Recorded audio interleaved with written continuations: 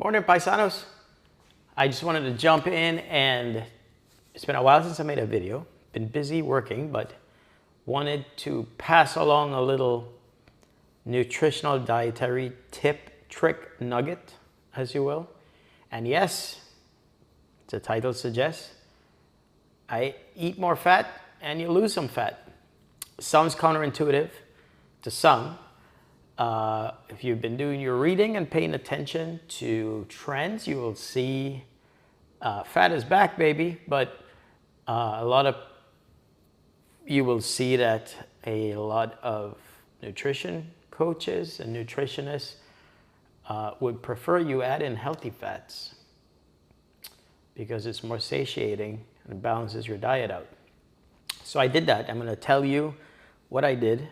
And it's true in theory, or hypothetically, if you have a little more dietary fat in your meals, it satiates you for a longer period. So, and that's true, and it has helped people lose weight. But there are a few things, there are a few assumptions we take into consideration, and there are a few things I need to tell you to put more context. Because if you're kind of new to this and you're like, all I need to do is start back eating cheese and fatty meats again, I'm not losing weight. Well, there's other things that have to be held constant for that to happen. It doesn't happen in a vacuum. So let me just set out a little parameter, because you may or may not hear this when people tell you, I ate more fat and I lost weight.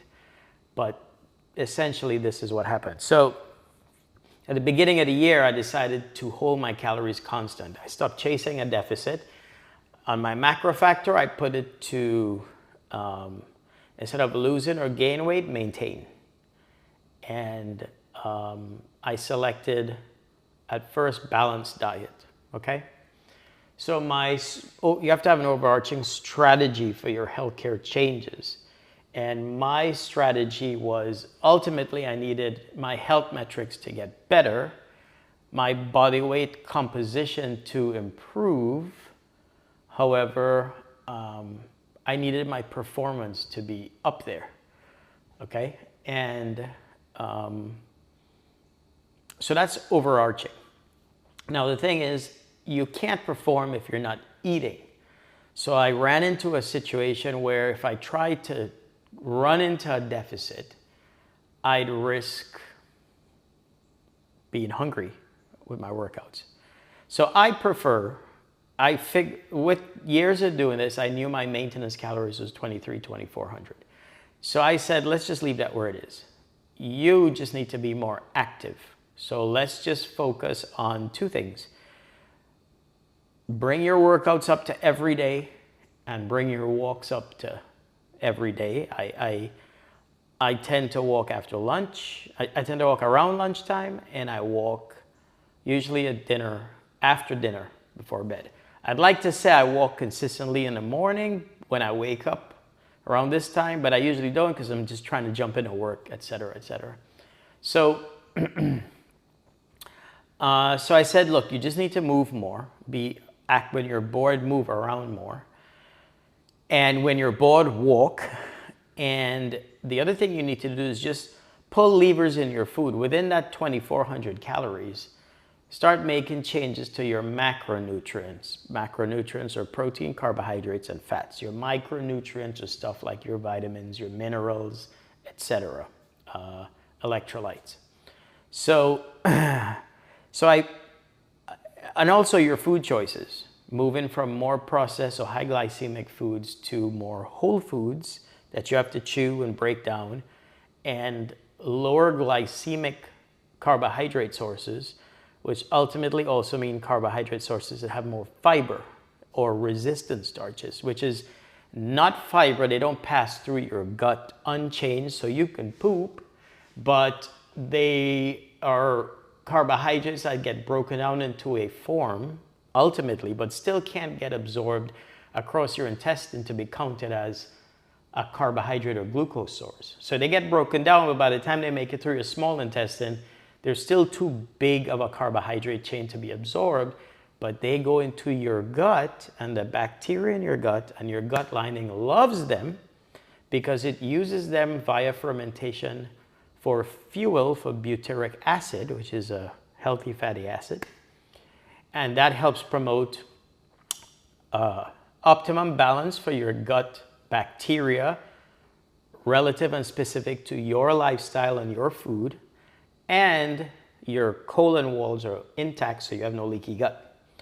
So another benefit for that. So that's what I wanted to play with, because I told myself we were meant to move.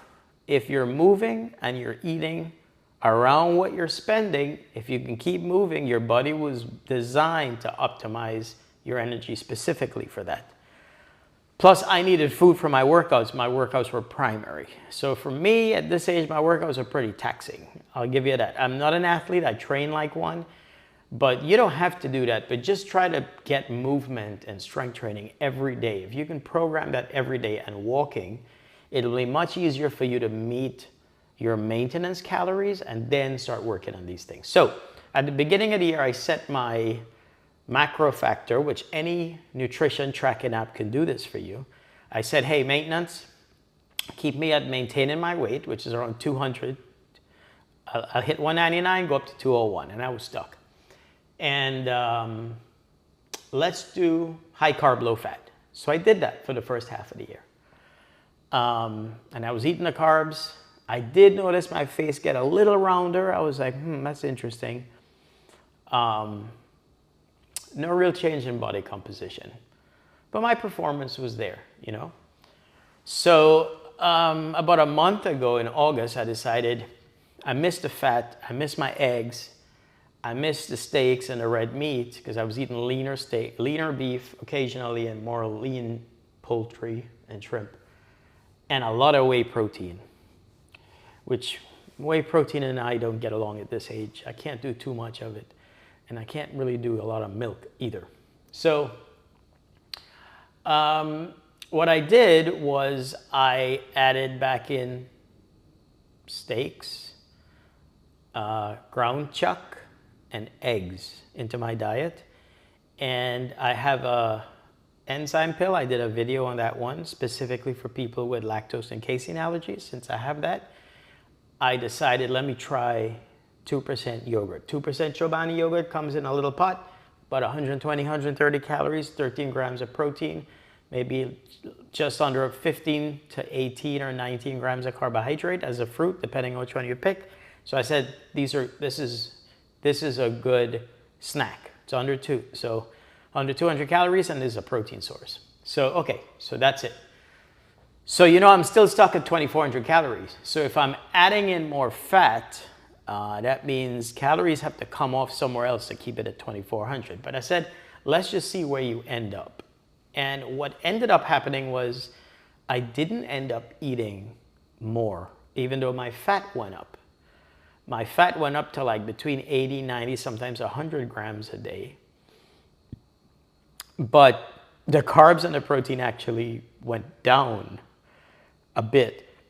And so I'm still at 2,400. But let me tell you what happened. It's what happens when you eat a little more fat. And I don't mean junk fat like fast food or junk food or that kind of thing.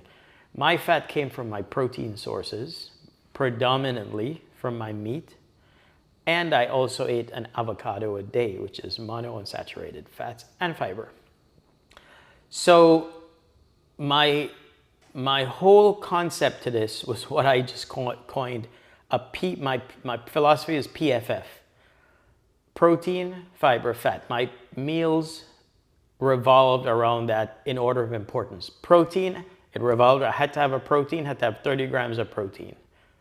At least. There's some days I'd end up having 25, but I prefer 30. Fiber was the next thing. I had to make sure this meal had fiber, this feeding time. And lastly, it had to have a healthy amount of fats. I put fats at the end because fats are very dense and they're in food a lot when you eat. So I don't need to make a conscious effort to get the fat. I just need to make an effort to control it. And if you're eating meat, you're gonna get fat, okay? So that is how my meals are centered. Now, without knowing it, if you're really counting your fiber and making space for your fiber, you're going to have to be conscientious of your carbohydrate source because you're going to need a fiber source as well. So which now brings me to my carbohydrate source. The carbohydrates ended up coming down because if you have a meal and you up the fat content, you're going to be pretty full. So my carbohydrate of choice was wheat or white bread, mostly wheat, sometimes white, and rice. But if you eat the same amount of carbohydrate that you're eating, and then you add 30 grams of meat with a good amount of fat, you're going to be tired after your meals, and you don't want to overeat. So inadvertently, I started pulling back down my carbohydrates without knowing it. I mean, I subconsciously just served myself less. And because I track it, I started realizing it. So what happened was, on my carbohydrate sources, wheat is pretty much gone. I decided to just keep whole carbs or closer to the original source. So if I have wheat bread, it's once every other day. In fact, the day that I do eat any kind of whole wheat bread, it's only 15% of my carbohydrate intake. I bought fruits, and I am leaning on fruits a lot now, including avocado. An avocado I have as a savory fruit, and to keep my fiber count. So this kind of goes with my saying, because if you're going to have a feeding time, and I just forget meals, I think of feeding times now. If you're going to have a feeding time and you know you're going to have a piece of fruit, that comes with carbohydrates. Like a banana might be 20 something, so is an apple or a pear. So whatever starch you have with your meat, you're going to have to back off of it. So your total carbohydrate count isn't too high, because then you're going to get the crash after, right? And I can't have the crash.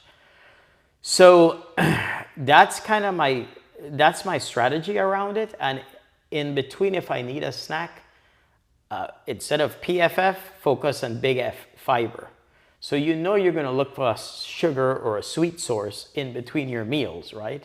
So if you have that, or if you go look for that, make sure it has a source of fiber. So you might want to have a piece of fruit or a yogurt. And that's what started to happen. But what I found was that I only was eating 3 meals a day instead of having snacking meals, like 5, 6 meals a day. For breakfast, I might have steak. I usually have steak for breakfast, or 4 eggs. Maybe a slice of toast with eggs, but usually steak and fruit. That will hold me all the way till my 11 o'clock or lunchtime workout, at which point I would eat at 2, which is another PFF meal. 3 ounces of rice, 3 ounces of rice, 30 grams of, 150 grams of meat, 160 grams of beef, so works out at 30 grams of protein, half an avocado. If I still feel munchy or hungry, I'll grab a piece of fruit, but usually I don't. With the avocado, the meat, and the rice, and maybe an ounce of beans, that holds me. I may need a piece of fruit or a yogurt in between, and that holds me from 2 to like 7. Another 5-hour fasted window. Dinner is another PFF, but the carbohydrate, the rice is much more compressed, 2 ounces. Meat, I'm not eating as much as I'm going to go to bed. I have a piece of fruit, maybe yogurt, go to bed. So I end up just having 3 meals, and my snacks are a piece of fruit or yogurt. So inadvertently, the fat counted for calories, but my carbohydrate count net, when you minus the fiber, is actually lower. And I have more fasted time. See, this is the key. This is how your body evolved. You would usually have a lot of fasted times between meals where your insulin stimulation is down and your body starts digging into reserves to do what it has to do. You're not supposed to be eating carbs, junk, snacking, stimulating your insulin. So by adding fat and focusing on protein and staying active, I ended up disciplining myself to just have breakfast in the morning, work out, sensible lunch, not too heavy. I may walk after lunch to stay awake. Dinner, another PFF meal. And the thing when you have fat and protein is your meals are smaller, but they're very nutritionally dense. So these are actually just bowls I eat. 2 to 3 ounces of rice, some meat, half avocado, and I sit with a bowl about this big and I just eat and boom, I'm done. It doesn't look like a lot for a 200-pound guy who works out, but it's very dense. And that's been working. So having these long fasted times, as the evidence shows, has had it. Now, I did change my sleep cycle. So after 7:30 or 8 when I eat, I'm in bed by 9 or 9:30. I wake up at 5, but I don't eat till 9 a.m. I wake up at 5, I have espresso, I start working, finances. So I have a 12-hour window. I have good sleep, but I have a 12-hour fasted window overnight. So that's when you burn the most calories. A lot of people don't realize it. It's not working out.